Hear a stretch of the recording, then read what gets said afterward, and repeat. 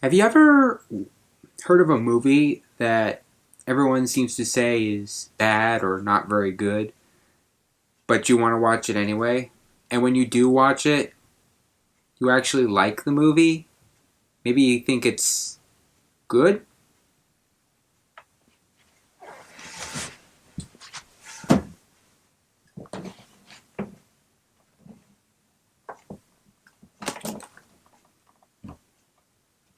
Meet my new friend.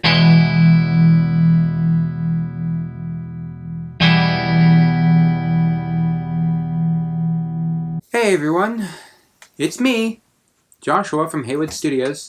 I think I should just go ahead and address the elephant in the room, and that is my absence. I've been gone for a week, I've been doing some things, so it was good to take a break from YouTube, so now I'm back. I'll be making more videos, hopefully, during this summer. But today, I want to get back to making videos and make some movies on comic book characters like Wonder Woman. I want to talk about her sequel film, Wonder Woman 1984, that came out Christmas last year. Wow, that's amazing. So Wonder Woman 1984, what is the story? Well, it's about, actually, what is the plot about? When I first started watching the movie, the plot seemed a little bit, a little hard to determine what it was actually supposed to about, like what the central plot was. Because a lot of things were happening that just, kind of took my attention. I had a little bit of difficulty figuring out what I was supposed to focus on, what was I supposed to care about. But I'm going to describe the plot as best I can without giving away too much detail. I don't want to give away any spoilers. So, basically, Wonder Woman is now in the world of 1984. She's in America in 1984. There's this stone, apparently, that is very powerful, can grant anybody's wishes, and she's trying to find information about it. And Wonder Woman's former lover from the first movie, Steve Trevor, comes back. And there's new villains. That's as much as I will get into, so let me say this before I get into all like the little itty bitty details of the movie, like I usually do with most of my reviews. I want to give my overall opinion of the movie. I don't think Wonder Woman 1984 is that bad of a movie, and I'll tell you why as I go along in this review. Let's start with the good of this movie. I really like the character of Wonder Woman. Now I know it would be easy to say that she's a Mary Sue from watching this movie because some of her weaknesses are not really that apparent, but she is a flawed character. She's not a Mary Sue. She's not all powerful. She does fail. She does suffer.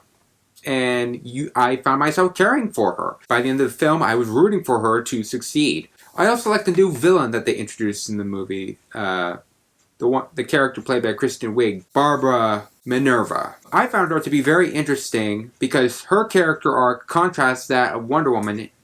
And it was really fun to see the directions that both Wonder Woman and Barbara took in terms of the character's path during the movie. I also like Steve Trevor in this movie. He's not dumb. He's not stupid. He actually does something really cool. He's smart. I kind of expected this going into the movie. I kind of expected, since Wonder Woman would play the naive character that didn't know much about the world in the first Wonder Woman movie, there's scenes in Wonder Woman 1984 where Steve Trevor is now the naive one. He doesn't know what is in the world, and so Wonder Woman has to show him, instead of Steve Trevor showing Wonder Woman what the world is like in the 2017 movie. And that leads to some great scenes between them. I love the chemistry, once again, between Steve Trevor and Diana Prince. That's Wonder Woman's alter ego, for those of you who are not familiar. I want to get to back to Steve Trevor in a few moments during this video, but let's go on with more of the characters. I do like the new villain of Maxwell Lord. I know the director did say that Maxwell Lord was supposed to be similar to Trump, but I like Pedro Pascal and how he plays Maxwell Lord. And yeah, it's a little apparent that he's similar to Trump. Must be the hair. The action in this movie is once again really awesome. It's thrilling, it's tense, it had me on the edge of my seat. I loved it all the action. It was great. The special effects are awesome to look at. And I liked the fact that they did a good job of trying to create a world that's set in 1984. The colors, the aesthetic, even the cars and clothing, all of it feels like it's in 1984, and it feels real. And I have to give this movie props for that. I also like all the little tidbits in the movie that reference Wonder Woman from the comic books. All the little details that make up Wonder Woman as a character. It was very cool and will definitely satisfy comic book fans. But now it's time to get into the issues I have with this movie. And they may sound the same, but they're not really. The first one I want to start with is the movie's pacing. So the whole movie revolves around this stone, as I mentioned earlier in this review, and unfortunately, it's not really that interesting. And there are tons of scenes in this movie that are dedicated to this stone, while also trying to incorporate scenes with character moments in them. So we'll go from having this really weird, mundane scene with the Dream Stone and Maxwell Lord granting people wishes, and then all of a sudden we have character moments with Wonder Woman and Steve Trevor, and then we'll go back to, oh my gosh, it's the Dream Stone again. Please hurry the movie up. It feels so slow. The movie feels like it's going to a halt. Okay, now we have some character moments with Wonder Woman and Steve Trevor. I love this. This is great. Now we're going to go back to this mundane storyline with the Dreamstone. Oh no, wait! There's more character moments with Wonder Woman and some great action mixed in with it. And then Dreamstone.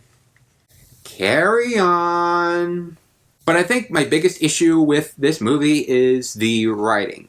And unfortunately, in order to talk about the writing, I have to get into some spoilers. So if you're interested in Wonder Woman 1984, please skip the time frame mentioned at the top of the screen, please. Other than that, if you're either not interested in Wonder Woman 1984 or you've already seen it, please proceed. Because we will be getting into some little itty-bitty spoilers as well as a huge spoiler that ties into the overall movie. So the reason the writing is a huge issue for me is because the movie's writing shows that the people who penned this story didn't actually think through what they were doing. So one of the biggest issues with this, and this is a huge issue that a lot of people have with this movie, is a scene where it's implied that Wonder Woman rapes Steve Trevor.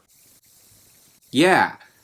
I know that sounds crazy, but I need to explain. See, Steve Trevor is not actually Steve Trevor. It's another man, and Steve Trevor is inhabiting his body. There's a scene where Wonder Woman and Steve Trevor are shown in bed, and it's implied that they had sex the night before.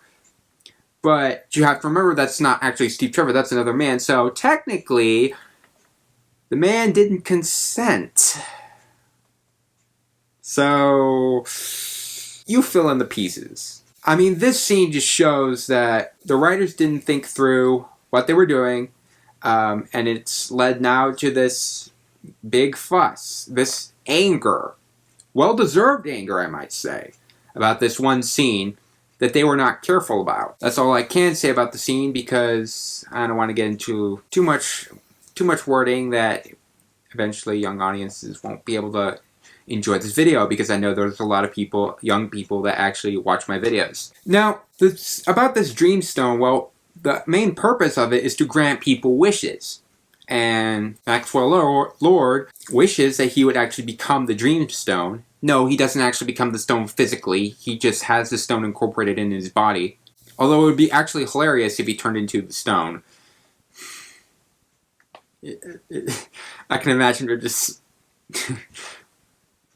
Yeah, it would be funny. So anyway, the Dreamstone can grant people wishes, and there's a scene in the movie where Maxwell Lord, he gains all this power because of the Dreamstone. He's granting people wishes, but he takes something from them in return.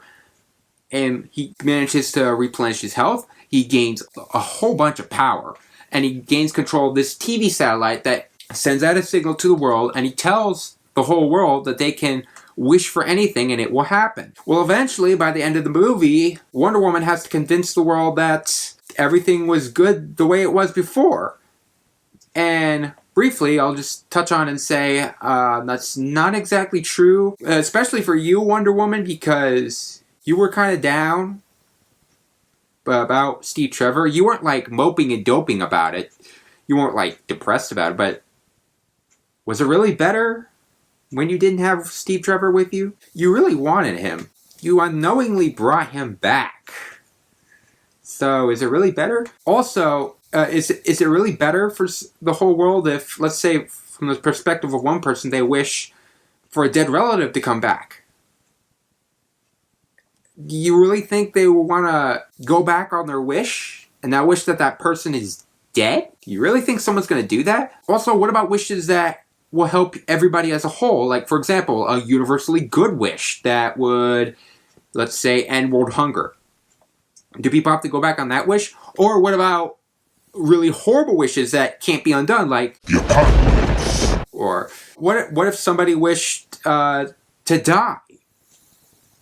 I know that's getting really sensitive there, but what if somebody wished something really drastic like that and you can't undo it? And when I say undo it, I mean like that person can't say, "Oh, I take back my wish. I'm sorry." That kind of subject is never touched on in the movie, and it really leaves a gray area and a giant plot hole within the movie itself. That's a really huge issue I have with the movie. Also, I want to say that there's a problem in terms of this time of season, the time of year as to when this movie takes place. During a mid portion of the movie, it's said that the movie is taking place during the 4th of July. But by the end of the movie, it's Christmas. So, did the entire wish thing happen over a few months? Because it felt like it happened over a couple days. How much time was supposed to pass throughout this movie? Months? Days? Hours? Also, Wonder Woman is shown to be the first one to go against her wish, to take back her wish. The word I'm looking for is renounce, because that's what they say when they want to take back the wish. I renounce my wish. And when Wonder Woman renounces her wish of wanting Steve Trevor back, she's all bloody and cut up and shot by fighting with the cheetah, who is the villain that Barbara is, or becomes. But I look at it, and when she renounces her wish, all her wounds become healed. And I have to look at that and say, no. No. You're going way over the top here. If this movie's trying to be as realistic as possible, which I'm pretty sure this movie's trying to be realistic, maybe Wonder Woman's wounds would not be healed, especially when she has a bullet right near her heart area.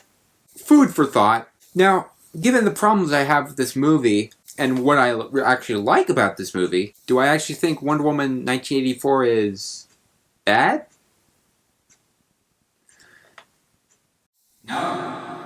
I don't think it's bad. It just has really major issues that could have been easily fixed. But if you look at the movie as a whole and just forget about those issues, this surprisingly feels like a comic book movie.